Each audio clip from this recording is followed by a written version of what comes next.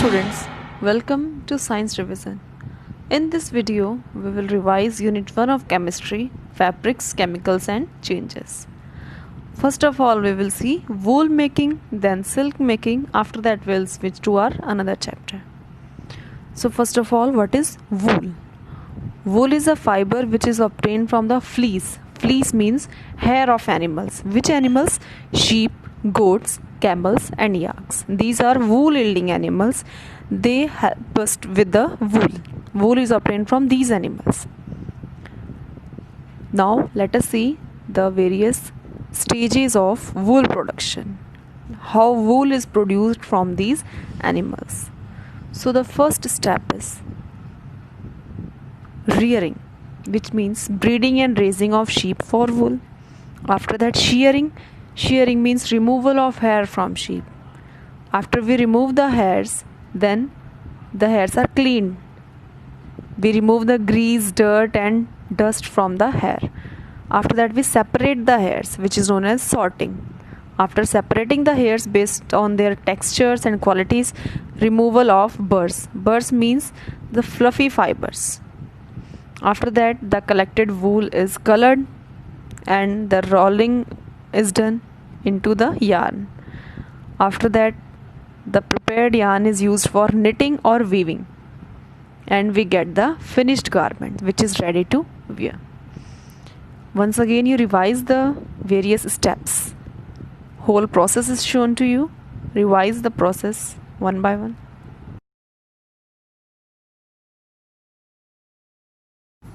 Occupational hazards in the wool making industry. The people who work in the industry making wool, what are the fears which they overcome?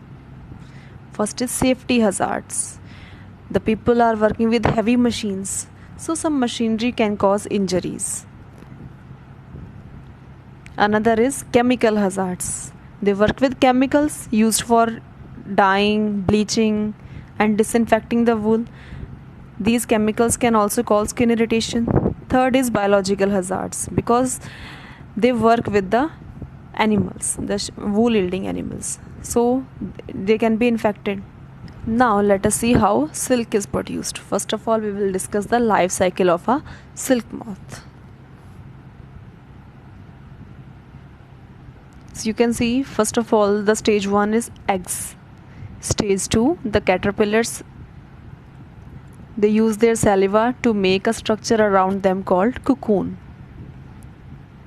The silkworm stays in the cocoon for 2 to 3 weeks. This stage is called pupa.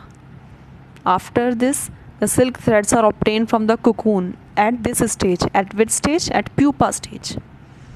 After that, the silkworm breaks the cocoon and becomes an adult moth. Solve this question and you will revise whatever you have done till now in silk making. The next thing which we are going to revise is elements and compound. After that, we will see acids, bases and salts. So what are elements? The pure substances made from the same type of atom are called elements. For example, iron, oxygen, carbon. These are elements. What are compounds? When two or more different elements chemically combine in fixed ratios, they form another type of pure substance that is known as compounds. You can see carbon atoms, hydrogen atoms and oxygen atoms. They form sugar crystal. Sugar is made up of carbon or hydrogen and oxygen. Now let us see acids.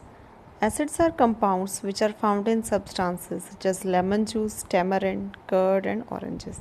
They are sour in taste. These are the properties of acids. They are sour to taste. They produce a burning sensation when we touch them. They are corrosive in nature and soluble in water. Bases. These are found in soap, baking soda and limestone. They have a bitter taste and are soapy to touch.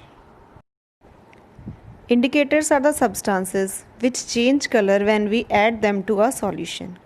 Why does it change color? To show the nature of the substance. It shows that a solution is acidic or basic.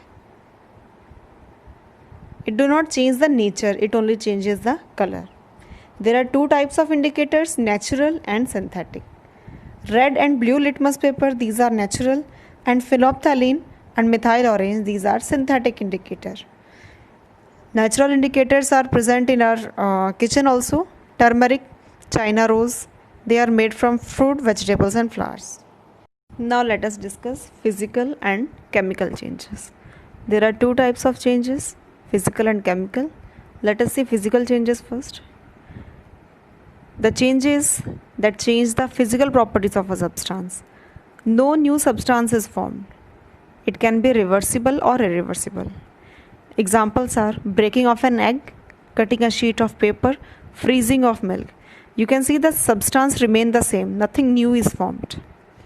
Chemical changes, it leads to the formation of a new substance. It changes the chemical composition of a substance. Examples you can see burning of magnesium ribbon and changing of milk to curd and cheese.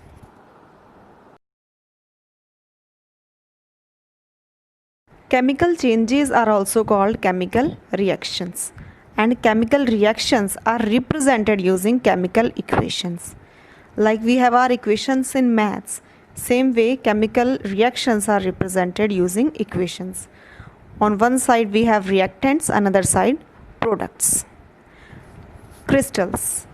Crystals are the solids in their purest form. For example, sugar, salt, alum, emerald. What is crystallization?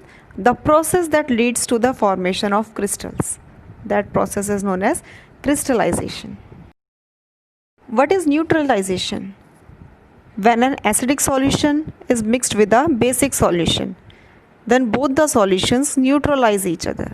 Means their acidic nature and basic nature is destroyed, and a new substance is formed that is neither acidic nor basic.